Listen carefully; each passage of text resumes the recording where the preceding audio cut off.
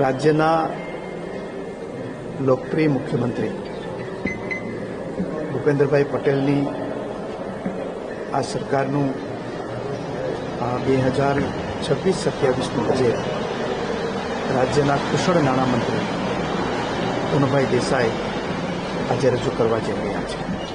પ્રધાનમંત્રી નરેન્દ્રભાઈ 2047માં વિકસિત ભારતનો સંકલ્પ આપ્યો છે અને એના માટેના અનેક આયામો અને અનેક ગોલ આપણે સર કરવાના છે.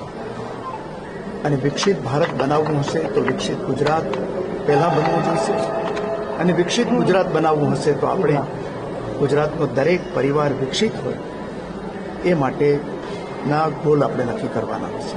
આ બધા જ ગોલ પ્રાપ્ત થાય અને ગુજરાત ઇન્ફ્રાસ્ટ્રક્ચરની રીતે, કૃષિની રીતે, ઉત્પાદન ક્ષમતાની રીતે, હેલ્થ, આરોગ્ય, પર્યાવરણ, આ તમામ ક્ષેત્રની અંદર જે ગોલ અપાયેલા છે એ સિદ્ધ કરવા માટેનું આ જરૂરથી બજેટ હશે.